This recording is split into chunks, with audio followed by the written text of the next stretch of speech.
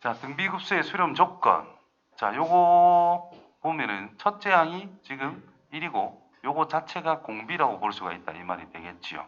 그럼 수렴 조건을 생각하지. 첫째 항이 0이 아니기 때문에 공비라고 하는 2분의 2 빼기 x라고 하는 것이 마이너스 1보다 커야 되고 1보다 작아야 된다는 뜻이 되죠. 그래서 마이너스 2보다 크고 2보다 작다. 그러면 2를 뺄까요? 0. 0보다 x가 큰데 4보다는 작다. 이런 범위가 만족이 됐습니다. 근데 이 급수가 3분의 1로 수렴을 한대.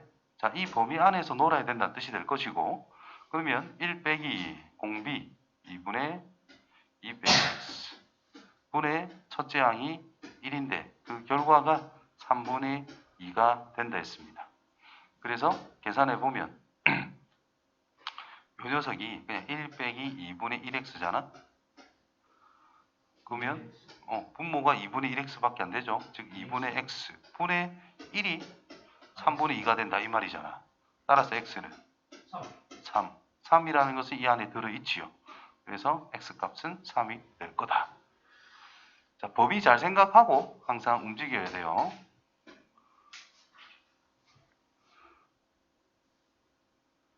두 번째, 뭐 보기에서 다 했던 문제네요. 거의 다. 사인 겁먹지 마라 제발.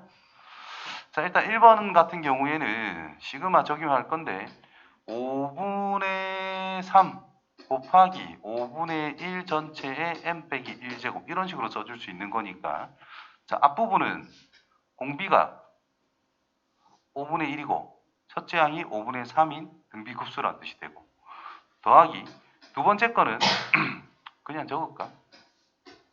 n제곱분의 2인 상태인데 아니다. 이쁘게 적자. 2 곱하기 마이너스 3분의 1 전체의 n제곱 이렇게 써주는 형태로 볼 수 있는 거니까, 첫째 항이 여기다 1 집어넣은 마이너스 3분의 2가 첫째 항, 공비가 마이너스 3분의 1. 따라서 앞쪽에 거 극한 그 급수를 생각하면 1 빼기 5분의 1분의 첫째 항 5분의 3으로 정리가 될 거고, 두 번째 거는 1 빼기 공비 마이너스 3분의 1이니까 이렇게 분자 첫째 항 마이너스 3분의 2가 되겠지요. 그래서 계산해서 4분의 3 더하기 4분의 2, 그래서 이런 식으로 찾아가면 된다는 뜻이 됩니다. 자, 두 번째 것도 마찬가지죠. 요 지수만 조금만 신경 써주면 되는 거야. 자, 첫 번째 거 시그마 n은 1부터 무한대까지 빼기 1제곱으로 정리를 할게요. 첫 번째 앞부분 여기는 빼기 1제곱으로 정리를 하면 4분의 1 곱하기 4분의 2 전체의 m 빼기 1제곱, 즉 2분의 1의 m 빼기 1제곱이 될 것이고, 두 번째 거 n은 1부터 무한대까지 저것도 m 빼기 1제곱으로 정리를 한다면 4 앞으로 한 개 나갈 것이고, 요거는 3이 두 개 곱해지기 앞으로 빠져나가야 되죠. 그래서 4분의 9 곱하기 4분의 3의 m 빼기 1제곱 이렇게 정리가 될 거란 뜻이 됩니다. 그래서 요 녀석은 1 빼기 공비 분의 첫째 항 더하기 1 빼기 공비 분의 첫째 항, 따라서 결과는 2분의 1분의 4분의 1 2분의 1이 되겠지요. 더하기 4분의 1분의 4분의 9, 그래서 그냥 9다 이 말인 거예요. 그래서 2분의 19 구해주면 되겠죠. 자, 3번 저런 거를 괜히 어려워하는데 그냥 기본적으로 n 자리에 뭐 넣을 건데 1, 2, 3, 4를 넣어 볼 거란 말이야. 자, n이 1이라면 뭐예요? 사인 2분의 파이, 그냥 1인 거야. 2면 뭘까요? 사인 파이 0입니다. 3이면 뭘까요? 사인 2분의 3파이 마이너스 1이고요. 4면 사인 2파이 0입니다. 5라면 다시 돌아가겠죠. 이게 돈단 말이지. 그럼 곱하기 0을 한다는 거는 당연히 없애주면 되는 거 아니야. 그래서 1, 2, 3, 4 넣었을 때, 즉 지금은 짝수 넣었을 때는 0인 게 뻔한 거니까 홀수 넣었을 때만, 자, n과 결과 1 넣었다면 3분의 1의 1제곱이 된다는 뜻이고, 그 다음에 3을 넣었다면 3분의 1의 3제곱인데 마이너스가 붙는다는 뜻이겠고, 5를 넣었다면 3분의 1 전체의 5제곱이 된다 이런 뜻일 거잖아. 그래서 얘들을 더해준다 라고 생각하면 된다는 뜻이죠. 첫째 항이 뭐더라? 3분의 1. 공비는 뭐라고? 이렇게 건너뛰면 되니까 마이너스 9분의 1이라는 것을 공비로 잡으면 된다는 뜻이 됩니다. 따라서 요거 무한계 더하면 끝나는 거잖아요. 그래서 1 플러스 9분의 1 분의 첫째 항 3분의 1. 그럼 9분의 10분의 3분의 1. 분자모 90 곱해주면은 10분의 3이라는 걸 찾을 수 있을 겁니다. 됐죠?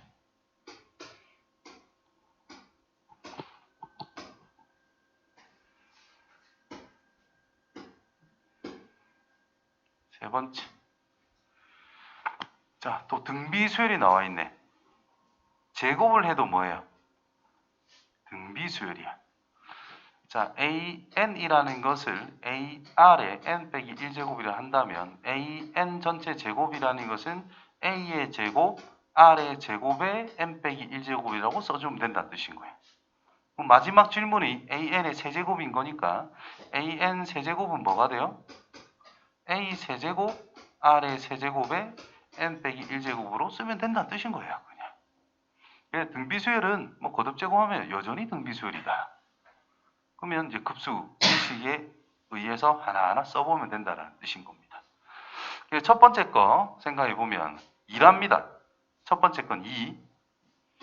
그럼 1 빼기 공비 분의 A를 했는데 그 결과가 2란 뜻인 거야. 두 번째 거 제곱이니까 공비도 제곱이 되고 첫째 항도 제곱이 되고 있습니다. 그 결과는 12라고 그랬어요. 자, 그렇다면 등비수열 할 때는 항상 모양을 잘 봐야지. 1 빼기 R분의 A 곱하기 1 플러스 R분의 A라고 표현할 수가 있다는 뜻이고 이놈이 2라고 했으니까 이놈은 6이 될 거야. 그죠? 따라서 1 빼기 R분의 A라는 것이 2래. 1 플러스 R분의 A라는 것은 6이래. 어떻게 풀 거냐? 대입해도 되는데 등비수열이니까 B를 생각하면 되는 거예요. 그래서 얘 분의 위에 거. 그러면 1 빼기 R분의 1 플러스 R이 되겠지. 분의 6분의 2, 3분의 1이 됩니다. 그래서 3 플러스 3R이라는 것이 1 빼기 R이 될 거니까 4R은 마이너스인가요? 그래서 R이 마이너스 2분의 1로 찾아졌다는 뜻이 되죠. 그럼 여기다 적용할게. 아니다. 밑에 거에다 적용할게요. 그러면 2분의 1분의 A라는 것이 6이다. 이런 의미가 된 거지. 따라서 A는 3이 될 거다라고 찾을 수 있습니다. 따라서 AN 세제곱이라는 것은 27을 첫째 항으로 하고 마이너스 8분의 1이라는 것을 공비로 하는 등비수열이 됐다는 뜻이고 마무리 계산만 하면 되니까 1 플러스 8분의 1 분의 27로 계산이 될 거다라는 뜻이죠. 그래서 8분의 9 분의 27 1 3 38 24라는 결과가 나오겠네. 되겠죠?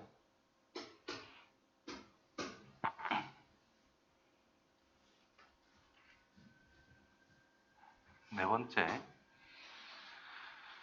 자, 수열 AN이 있어. 첫째 항 1이랍니다. 근데 곱한 게 이런 형태가 된대. 물어본 건 이거잖아요. 우린 결국 AN이라는 것을 알아야 뭔가를 찾을 수 있다. 이런 뜻이 됩니다. 자, 어떻게 찾아갈까? 지금 뭐 수열에 대해서 아무것도 안 나왔잖아. 그지? 곱하기가 돼 있지요. 그러면 A의 N 곱하기 A의 N 플러스 1이라는 것이 5분의 1 전체의 N제곱이라면 A의 N 플러스 1 곱하기 A의 N 플러스 2라고 하는 것은 5분의 1 전체의 N 플러스 1제곱이라 할 수가 있겠지. 그래서 밑에 거 분의 위에 걸로 한번 적용을 해 본다면 어떨까를 보자라는 겁니다. 그러면 A의 N 플러스 2분의 A의 N이라는 것은 5분의 1분의 1이니까 이게 5밖에 안 된다는 뜻인 거야. 되겠니? 그러면 A의 N 플러스 2라고 하는 이 녀석은 자리 바꿔서 5분의 1 곱하기 AN이 되더라라는 거죠. 즉 두 칸 뛸 때마다 5분의 1씩 곱해지는 관계가 만들어진 거야. 하나는 모르겠어. 근데 두 칸 뛸 때마다는 5분의 1씩 곱해주면 되는데 마침 두 칸씩 뛰는 것만 가지고 놀아라 했거든. 그러니까 우리가 저 녀석에 대한 첫째 항만 알면 끝난다는 뜻이 됩니다. 즉 이 녀석은 A2 플러스 A4 플러스 A6 더하기 이런 식인 거잖아. 그러면 밑에 첨자를 보면 두 칸씩 띄고 있지요. 그럼 5분의 1씩만 곱해주면 된다라고 우리는 해석을 해낸 거란 말이야. 근데 둘째 항을 알아야 될 거 아니야. 즉 5분의 1씩 곱해지는 등비수열 형태가 나왔다는 걸 알았는데 첫째 항만 알면 되거든. 첫째 항은 제일 처음에 1항이라는 것이 1이라고 줬으니까 1을 넣어보면 A1 곱하기 A2라는 것이 5분의 1이고 얘가 1이니까 A2가 5분의 1인 거예요. 첫째 항이라는 것이 5분의 1이고 공비가 5분의 1인 등비급수라는 뜻이 된 거예요. 따라서 1 빼기 공비 분의 첫째 항. 그래서 5분의 4분의 5분의 1. 4분의 1이 됩니다. 그 다음 나오는 거는 연결해서 이제 한번 볼게요. 자, 급수와 수열의 극한의 급수와 수열에 대한 극한의 성질. 아마 수업 시간에 계속 이야기했던 것들일 거야. 수렴을 한대. 그럼 AN이라는 것이 어디로 가요? 0에 가까워진다는 뜻이단 말이야. 그럼 A의 n분의 1이라는 게 0으로 간다고 말할 수 있겠니? 안 되잖아요. 0이 안 될 거다 이 말이야. 그죠? 그럼 당연히 발산할 수밖에 없다 이 말인 거죠. 밑에 똑같이 이야기를 하고 있네. 그 다음 거를 보면 자, 이게 수렴을 하면 이거는 자, 이것도 마찬가지죠. 이 녀석이 0으로 수렴한다는 뜻인 거잖아. 그럼 역수를 친 거는 0으로 수렴합니까? 안 하죠. 그래서 발산할 수밖에 없다는 뜻인 거예요. 자, 급수 이게 수렴은 AN이라는 것이 0으로 갑니다. 당연한 소리를 하고 있어요.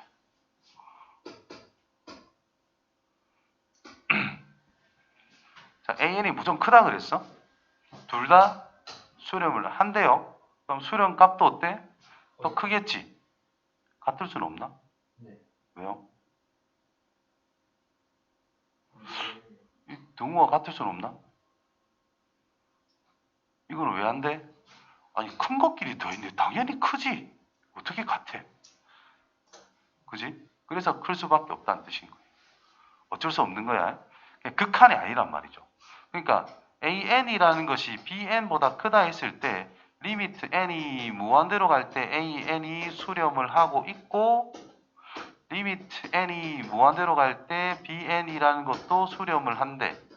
그렇다면 이 수렴 값들이 크다는 당연한 거고 같을 수도 있습니다라고 말할 수 있는 거야. 예를 들면 1 빼기 자연수분의 1.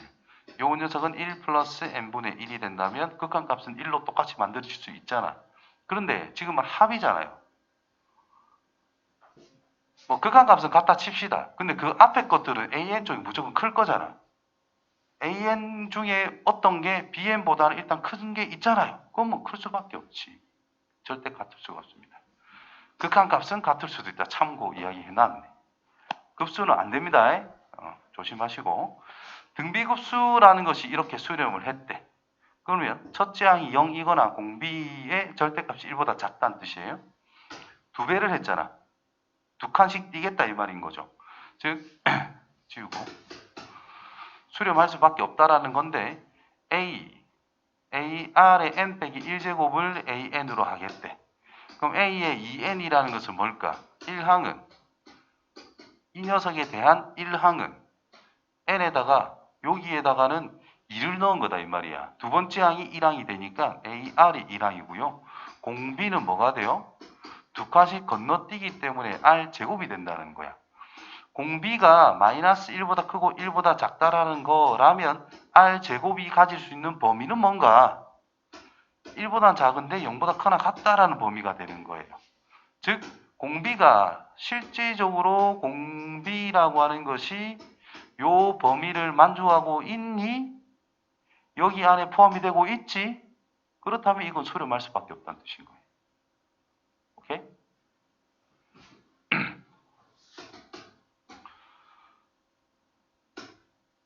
발산하면 발산한다. 이거는 같은 원리로 넘어가면 되겠죠. 명제가 거짓인 급수의 성질. 자, 급수 이게 수렴을 한대. 그러면 리미트 n이 무한대로 갈 때 a의 n이라는 것과 bn을 곱한 게 0인 거지. 각각이 0이다 할 수 있습니까? 이건 안 될 수도 있다라는 거야. 10, 10, 10, 0, 1, 0, 1, 0, 1. 이게 대표적인 예시 요 밑에 있네. 되겠지요?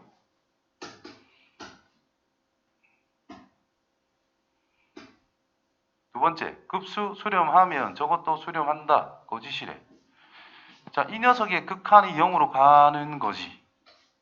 그럼 이게 일반항이잖아. 이게 0으로 갑니까? 이것만의 극한값은 2분의 1이잖아. 0으로 수렴 안 했잖아요. 발산인 거야. 수렴하지 않는다. 거짓. 수렴한다는 거지. 자, 일반항이 0으로 가까워지면은 0이 되면은 급수가 수렴한다? 이건 안 되는 거 이야기했죠. 대표적인 게 n분의 1. 일반항이 n분의 1인 거 이런 것들도 예시로 알고 있으면 좀 좋을 것 같습니다. 그 다음에 an이 급수가 수렴했고 이 급수는 발산을 한대. 그럼 곱한 거는 발산한다? 내가 하나? 알 수가 없지. 그죠? 모르는 겁니다. 자, an이라고 하는 것이 수렴하는 게 뭐가 있을까? 뭐 n에 n 더하기 1분의 1이라고 할까요? 그럼 bn이라고 하는 것이 얘 들기 어렵네. 얘를 못 들겠다. 그냥 컨닝 합시다. 등비수열로 하면 쉽구나. 수렴 요 발산이잖아. 둘이 곱하면은 이렇게 수렴할 수 있단 말이야. 맞죠? 그런데 수렴할 수 있으니까 거짓 제1. 그러니까 상황에 따라 달라진다라는 거. 자, 3분의 1의 n제곱이라는 건 수렴했어. 2의 n제곱이라는 것은 발산을 해. 둘이 곱하면 3분의 2 전체의 n제곱이니까 이건 수렴할 수 있다 이 말이죠.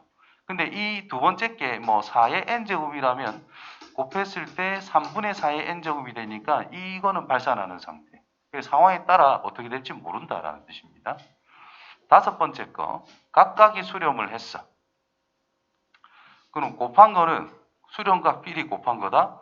야, 시그마인데 이거 분리가 돼요? 이거 자체는 시그마 성질 자체에서 그냥 안 된다라고 생각해도 문제가 없다라는 것이. 여섯 번째, AN의 급수가 알파로, BN의 급수는 베타로. 근데 알파 쪽이 더 크다. 그럼 극한값은 이거다? 미쳤죠. 극한값은 뭔데? 무조건 수렴이니까 0입니다. 얘도 0입니다. 0으로 가야지. 어디 이상한 걸 건디노. 그지? 저런 거 하면 안 됩니다. 자, 진입한다. 1번.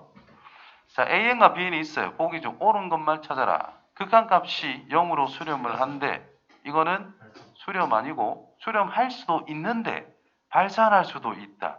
그래서 수렴 가능성이 존재한다 정도만 우리가 판단하고 수렴 여부를 판단해야 되는 상태지 수렴한다 안 한다 이런 말을 쓰면 다 틀린 겁니다. 아시겠죠?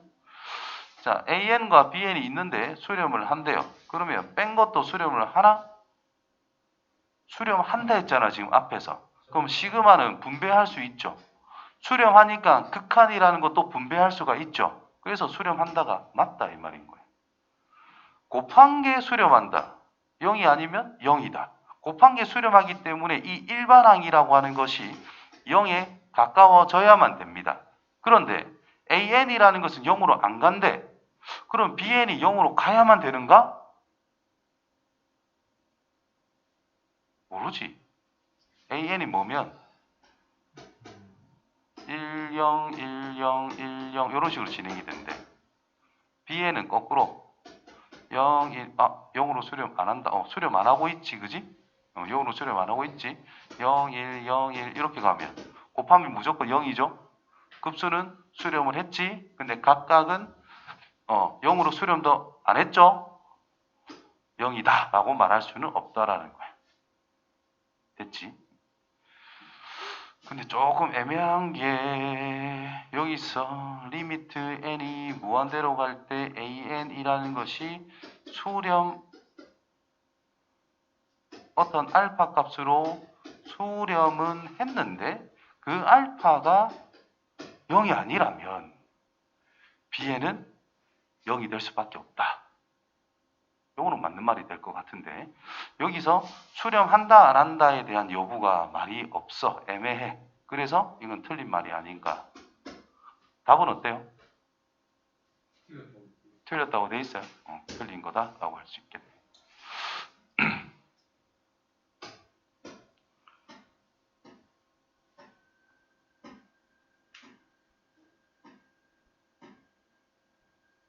다음 시간.